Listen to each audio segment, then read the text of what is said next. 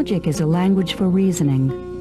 The word logic comes from the Greek term logos, which means word, but has deeper resonances of intelligibility and ordered thought. Logic is formally defined as the science which addresses the validity of inference and demonstration. The deeper understanding of logic is more nuanced, however, and reveals its enduring appeal to philosophers. Logic is principally interested in the principles of valid reasoning. It's interested in what makes an argument valid, for example. So it's an attempt to explain in a systematic way as possible what the principles of valid reasoning are. When wielded by a skilled practitioner, logic is a potent tool for interrogating the world in which we live. Its goal, like that of philosophy as a whole, is to divine the truth of our conceptions of the world, to separate what is fact from what is fiction, the valid from the invalid, and sound arguments from fallacies. Philosophical logic brings the rigor and clarity of mathematics to the language of philosophers. Today, what we mean by logic is actually a branch of mathematics. When philosophers talk about logic, they mean modern logic, which is sometimes called mathematical logic. It used to be called symbolic logic. Today it's usually called mathematical logic, including set theory, including the theory of computable functions, which is sometimes called, which is the central part, the mathematical part of what's called computer science. As a tool for characterizing rational thought, logic crosses many philosophical boundaries, delving into metaphysics, epistemology, and philosophy of mind and language. It is a tool for working on basic notions like reference, predication, identity, truth, negation, quantification, existence, necessity, definition, and entailment. The origins of logic can be traced back to the works of Aristotle, who lived during the golden age of Greek culture in the 4th century BC. His thoughts on logic are spread across 6 works, including the Prior Analytics, the Posterior Analytics, Categories, and On Interpretation, which are collectively known as the Organon.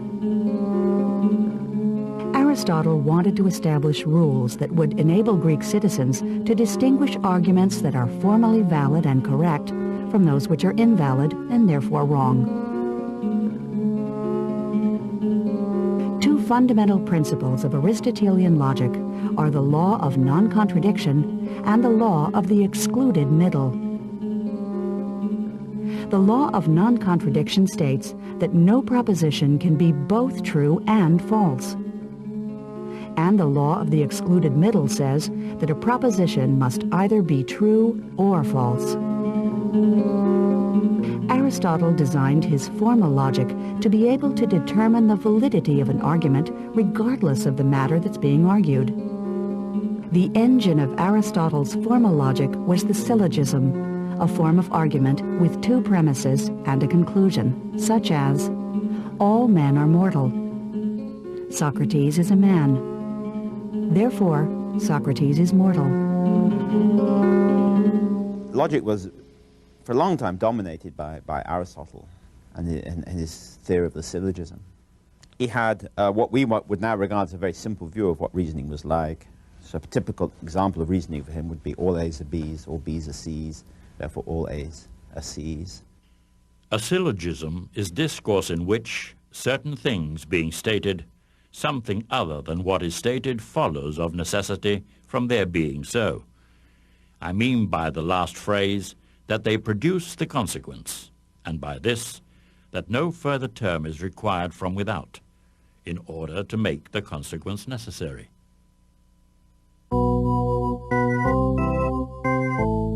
In an Aristotelian syllogism, the conclusion is deduced from the premises. If we don't know that Socrates is mortal, then the fact that all men are mortal and that Socrates is a man can be offered as proof that he is indeed mortal. This is a deductive argument, meaning that the conclusion is a necessary consequence of the premises. The beauty of a successful deductive syllogism is that, properly executed, it cannot lead from true premises to false conclusions. Take this example. All trees are plants. All oaks are trees. All oaks are plants. We can formalize this argument by expressing it as all M's are P's. All S's are M's. Therefore, all S's are P's.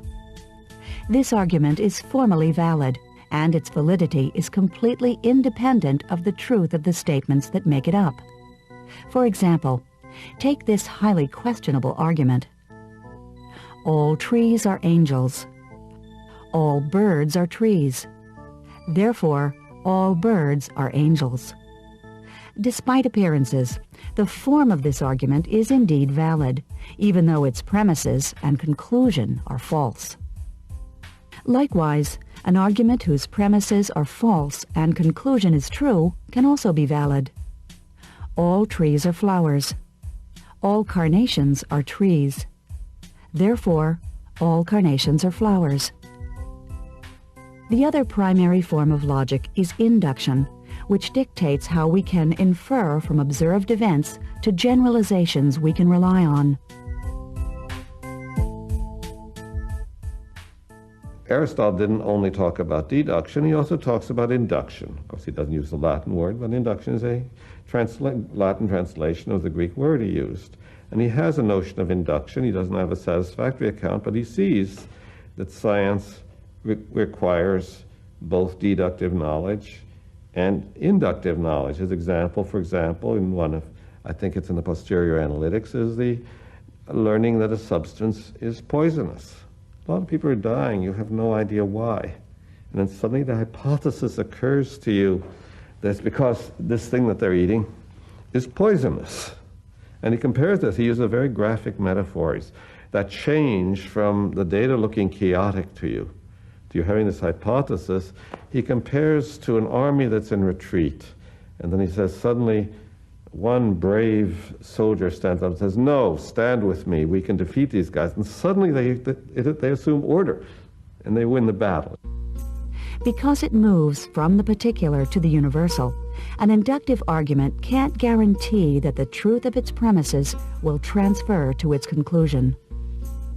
Consider the following example where both the premises and the conclusion are true. This silver bar is metal and conducts electricity. This gold bar is metal and conducts electricity. This copper bar is metal and conducts electricity. We conclude inductively that all metals conduct electricity. If we find a deductive argument with true premises and a false conclusion, we declare that the form is invalid. But try this with an inductive argument and see what happens. This silver bar is metal and is solid. This gold bar is metal and is solid. This copper bar is metal and is solid. Therefore, all metal things are solid. The conclusion, of course, is false. Mercury is a metal that is also a liquid. Unlike a deductive argument, however, induction offered Aristotle no formal method of determining its validity. Therefore, Aristotle asserted that induction is not demonstrative and relegated it to secondary status. We may not proceed as by induction to establish a universal on the evidence of groups of particulars which offer no exception, because induction proves not what the essential nature of a thing is, but that it has, or has not, some attribute. Aristotle's logic, though foundational, was not by modern standards a robust system. Over time, it began to exhibit serious formal defects and an over-reliance on the deductive syllogism. The question remains, however, to what extent the weakness of his logic undermined his overall philosophical work. That even though Aristotle's formal logic was, I should say his formal logic, his logic was impoverished, I don't think his philosophical thinking was impoverished as a result. Many people think otherwise. They think that Aristotle committed all kinds of ghastly errors because of his logic. But it seems to me that a great thinker can rise above his views about how the logic should go. I mean, even if you have a view that this is how you should reason logically, you're going to reason however you think you should reason, regardless of your views about how it should go. One of the limitations in the Aristotelian system was in combining two propositions to give a third, more complicated proposition. The Stoic philosophers, who flourished in Athens beginning about 20 years after Aristotle's death, created a propositional logic that studied statements that are either true or false, called propositions, and went about determining whether or not the truth or falsehood of a sentence follows from those of a set of sentences, and if so, how. There are two types of logic that are fundamental to all other types: the logic of sentences, sentential or propositional logic, and the logic of objects, predicate logic. Sentential logic is interested only in true or false sentences and does not go inside individual sentences to analyze or discuss their meanings. Predicate logic is a more powerful tool with additional inference rules that can accommodate variables and express equivalence among propositions like, "Not all roses are red," and "Some roses are not red." Predicate logic, of course, is the logic of predicates, but equally significant about predicate logic is the apparatus of variables and quantifiers that it uses. It uses variable symbols like x, y, z, and quantifiers such as for some and for all. Predicate logic usually stands in contrast to sentential logic, where we treat a sentence as a unit. We don't actually analyze it. We have P, let's say, to indicate a sentence. In predicate logic, we break those sentences down into subject-predicate form. The Stoics' contribution to logic went virtually unnoticed for centuries. Medieval philosophers, such as Walter Burley, William Ockham, John Buridan, Albert of Saxony, and Paul of Venice, concentrated on shoring up Aristotelian logic and making incremental contributions of their own. However, the inexorable advance of science demanded new systems of thought, and the English philosopher Francis Bacon formulated a system that challenged the orthodoxy of Aristotle's organon. Bacon was quite immodestly presenting himself as giving a new organon, a new logic for interrogating the world. The old logic was useful for presenting what it is that you already knew, but it was not useful for actually discovering new things. And what Bacon was attempting to do in the new organon is actually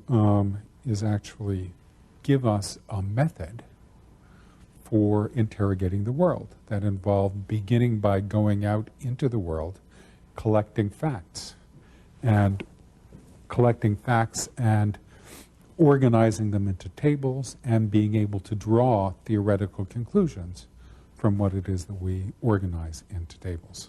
What Bacon wanted to do was give us a rational way of organizing experience and interrogating nature, so that with this combination of reason and experience, we could actually make progress. Now my method, though hard to practice, is easy to explain. And it is this. I propose to establish progressive stages of certainty. The evidence of the sense, helped and guarded by a certain process of correction, I retain. But the mental operation which follows the act of sense, I for the most part reject. And instead of it, I open and lay out a new and certain path for the mind to proceed in, starting directly from the simple sensuous perception. In the 19th century, philosophers began actively applying the structures of mathematics to logic. This mathematical turn marked the beginning of what we would recognize today as modern logic. Logic really exploded after 1854 when George Boole, a great British mathematician, also a very important contributor to the theory of differential equations and the creator of what's called the calculus of finite differences, created something called the algebra of logic, sometimes called the algebra of classes, which is still an important piece. This regards very elementary now, but it's still an important piece. And logic basically never stopped developing after 1854. Boole, a self-taught mathematician from a working-class background, expanded on the earlier work of the German philosopher Gottfried Leibniz to create the first algebra of logic. Boole discovered that the symbols of logic behaved just like those of algebra, and he used algebraic symbols to express hypothetical propositions, such as, if A and B, then C and D, but A and B, then C and D. However, instead of dealing with the terms of the syllogism A, B, C, and D, he believed it was more important to consider the truth of the propositions in general.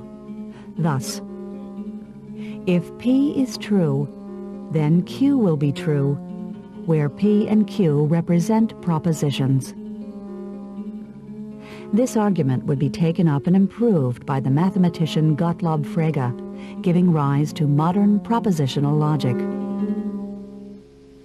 The decisive breakthrough really came in the 19th century, and although various other people were seeing what you could improve on Aristotle, it was really Frege who made the decisive break and introduced the modern era of logic.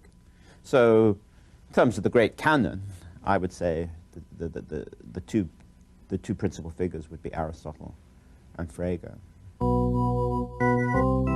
Gottlob Frege was an obscure scholar in his own day, a mathematician who took it upon himself to demonstrate that the laws of arithmetic were ultimately reducible to logic, a position known as logicism. Along the way, he made the greatest single contribution to the study of logic in the history of the discipline. He was the first to identify the distinction between the logical axioms and rules which are necessary to make a deduction. He took the first steps towards making logic axiomatic. He created the propositional function, and he refined Aristotle's concept of quantification. The journey from Aristotle to the modern era was complete.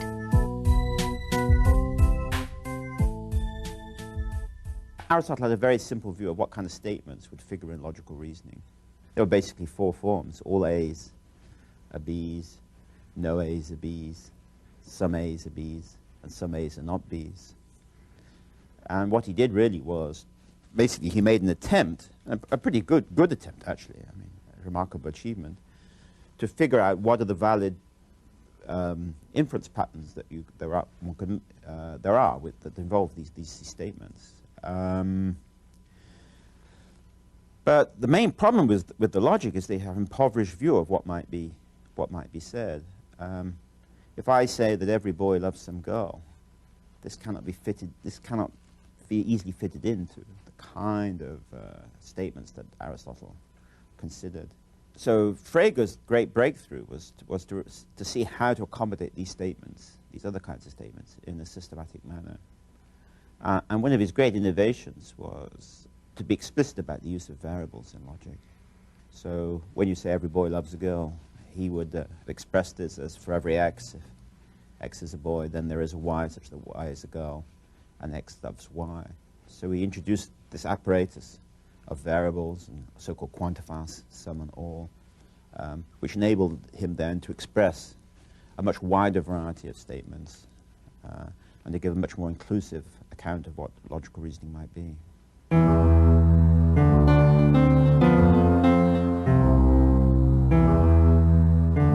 Thanks to Boole and Frege, philosophers were able to develop a precise notation for logical analysis. According to Aristotelian logic, in any given argument, the truth of its conclusion is implied in the truth of its premises. Therefore, we can turn any argument into a conditional in the if-then form. If the premises are true, then the conclusion will also be true. This can be symbolized as follows.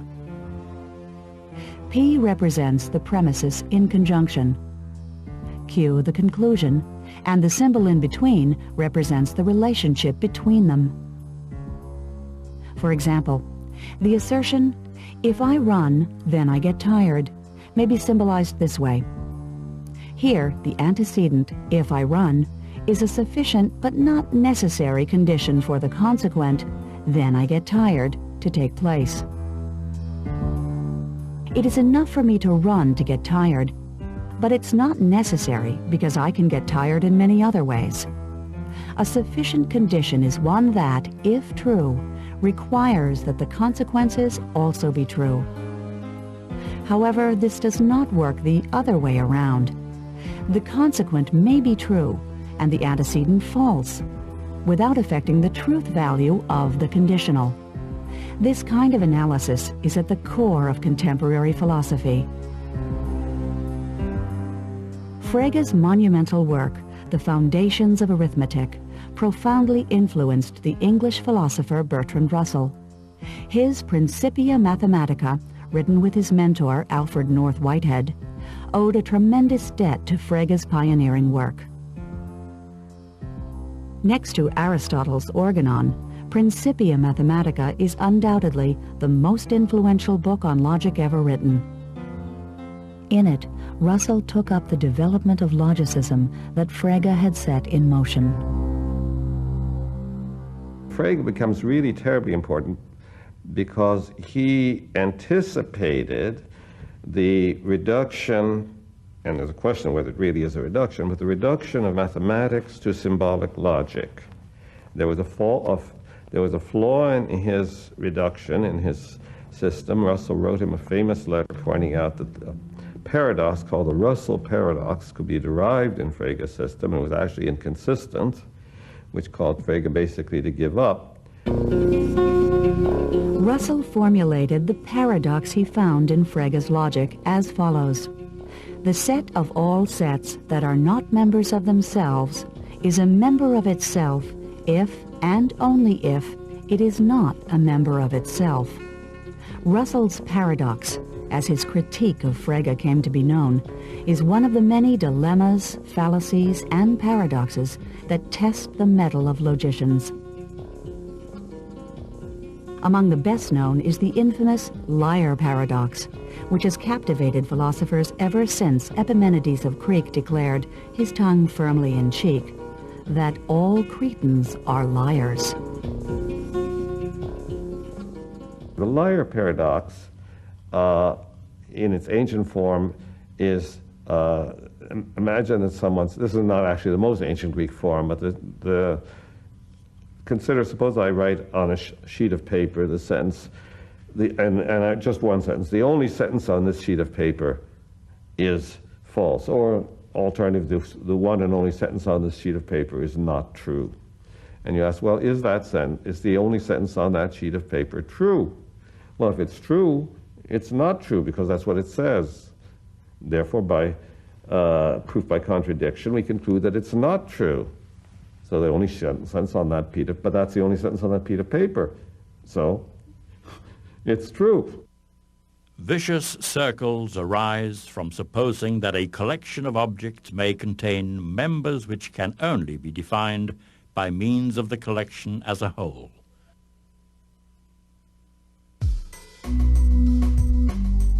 Bertrand Russell's approach to language was taken up by the Polish logician Alfred Tarski, the founder of semantic logic. His most important contribution is generally considered to be his work on the semantic theory of truth. What Tarski did was show that if you have a formalized notation, for example, a formalized language like the formalized language that Russell and Whitehead created, in which you can state all of modern mathematics, up to and including Weyl's proof of the Fermat theorem. Or if you have a formalized language of the kind computer scientists create. And the philosophical significance of what he did is going to be discussed for a long time.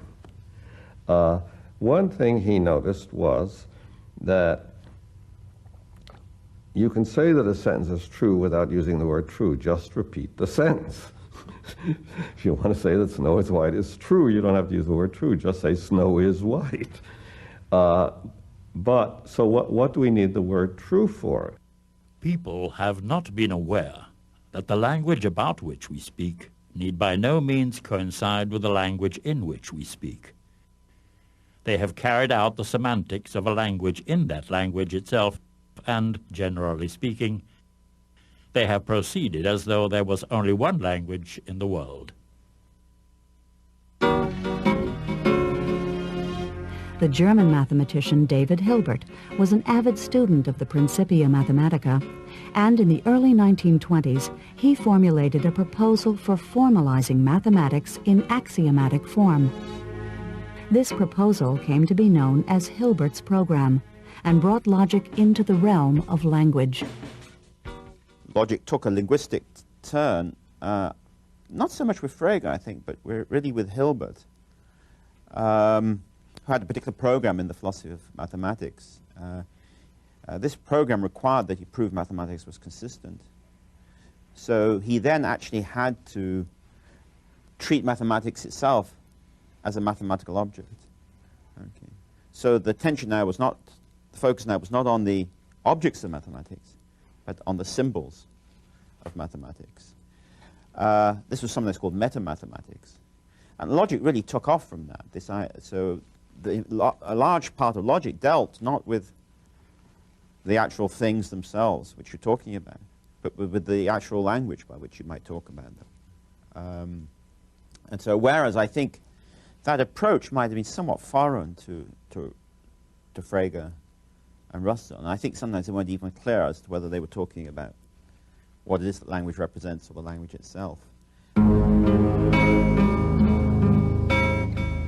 Hilbert's program was to exert a defining influence on the Czech mathematician and logician Kurt Gödel, who argued that all logical systems are essentially incomplete. As mathematics moved farther away from the traditional Euclidean view, mathematicians sought new ways to ferret out possible internal inconsistencies in their work. They wanted to see if, for a proven theorem, they could rule out the possibility that an opposite theorem could be proven to be true as well, rendering their system meaningless. This required that they be able to guarantee the completeness of their systems, meaning that there would be a way to prove or disprove it. This might prove difficult for a particular theorem, but mathematicians were confident that it was true in principle.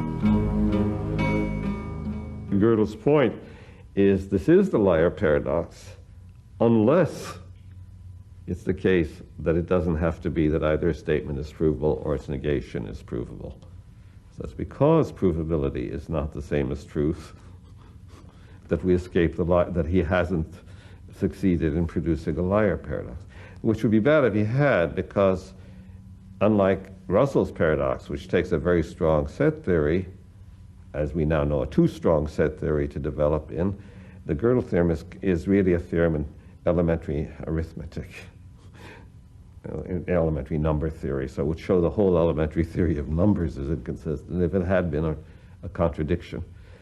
You might say it's almost like a game of chicken. It's as if Gödel were trying to see how close he could come to showing even the most elementary part of mathematics inconsistent. And instead of hitting the wall or hitting the other car, he produced this wonderfully paradox. And again, philosophers will go on discussing the significance of this forever and ever. Gödel proved that in a formal axiomatic system, you simply can't have both consistency and completeness. Either you can't prove everything within a particular system, or you couldn't guarantee that there could not be any contradictions. For mathematicians, there was no more having their cake and eating it too. After Russell, I think Gödel is the most significant figure.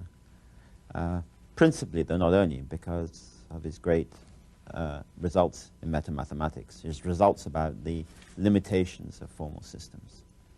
He showed that a system of mathematics that's capable of talking in a reasonable way about numbers, then if it's consistent, this is something that can't be proved within the system.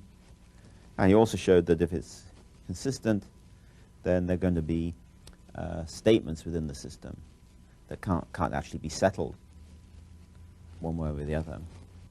One cannot claim with certainty of any formal system that all conceptual considerations are representable in it. Gödel was a frequent visitor to a group of thinkers who gathered in Vienna to discuss philosophy. This group, known as the Vienna Circle, consisted of Moritz Schlick, Rudolf Carnap, Otto Neurath, and many others. They were inspired by the rapid advancements in science and logic, and initiated a movement called logical positivism.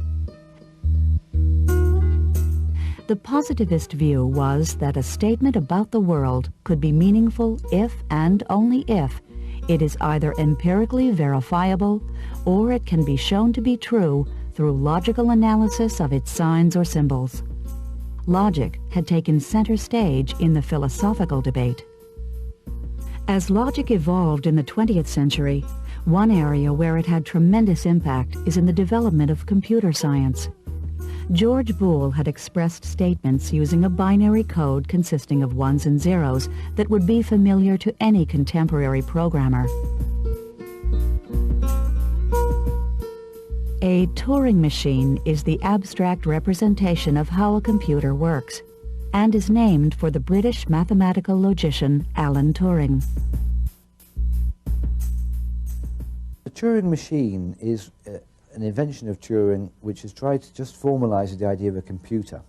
It's really the idea of a mechanical procedure which will eventuate in a result.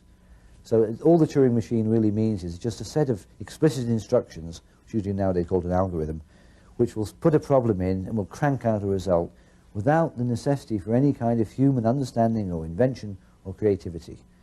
And that's what a computer does. It's just a simple set of mechanical rules. So Turing figured out a way to make a machine that does that. It involves a tape which moves around and erases things.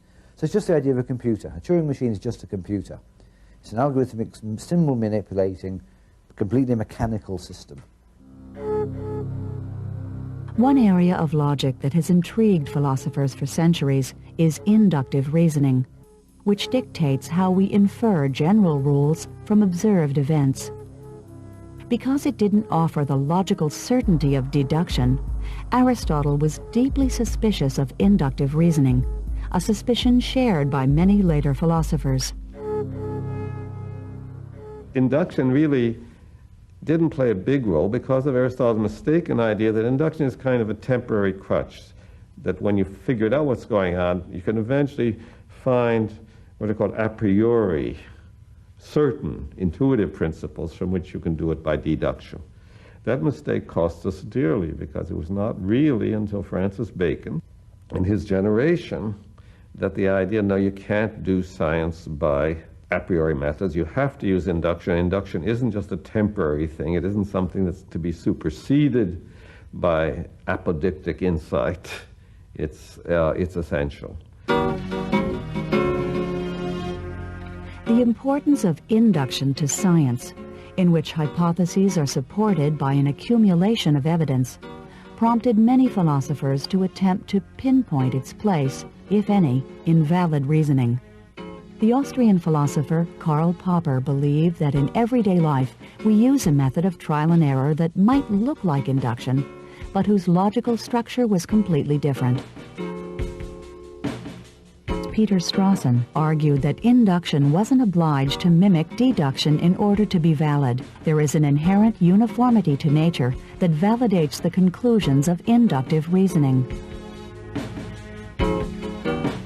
The American philosopher Nelson Goodman believed that you couldn't create a formal system of inductive logic because for every hypothesis confirmed by evidence, there were an infinite number of alternative hypotheses which are also confirmed by that evidence.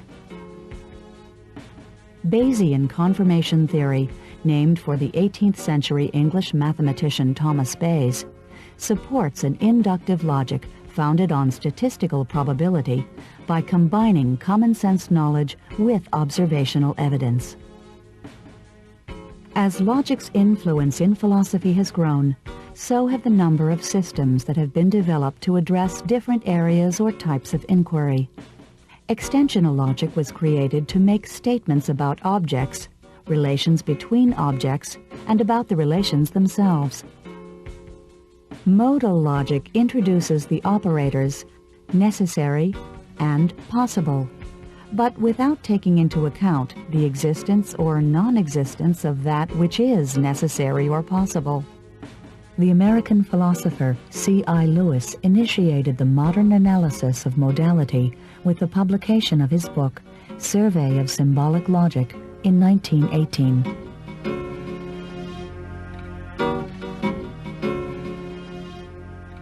I think there's a sort of definite modern movement that began actually with Lewis at the beginning of last century and continues to the present day. Modal logic has really become a very important part not only of philosophy but of computer science and of linguistics. Whole movements in linguistics have been founded upon modal logic. Very important approaches to discussing the behavior of programs are also based upon modal logic. Basic issues in the philosophy of time are discussed with the help of modal logics. So it's a branch of logic that's had a very pervasive influence both inside and outside of philosophy. Deontic logic brings the operators ought and can into the logician's lexicon, introducing a new kind of language into the philosophical discussion of ethics. Deontic logic parses out issues of duty and attempts to make sense of propositions such as, it is obligatory that, it is permitted that, or it is forbidden that. Epistemic logic, as its name implies, tackles the epistemological issues inherent in statements like, Tom knows, Sally assumes, or I believe. Deviant logic rejects the principle of the excluded middle, which had since the time of Aristotle ruled out any possible middle ground between truth and falsehood. Deviant logic encompasses multi-valued, universal, and fuzzy logics. Multi-valued logic accepts more than two truth values, whereas universal logic aims at constructing valid systems for every possible world. Fuzzy logic allows for an infinite number of truth values and is a useful tool in areas like economics, where decisions must be made in an environment of pervasive uncertainty. The ongoing dialogue between logic and philosophy has a long and sometimes rancorous history. One critical issue is where logic should place its emphasis, on formalism and rigor, or on semantic content. After Hilbert, it became very common to actually start talking about the language itself. So a great deal of logic now is just the study of symbolisms. I myself think this is not altogether a good thing. I think we sort of lost a certain sort of innocence that Frege and Russell had, which it might be good for us to restore. Because we're primarily interested not in the language, but what it represents. And so why not just talk directly about that rather than the language? So I'm not against these linguistically oriented inquiries. It's just that I think there's something may have been missed out in focusing so exclusively on that side of things.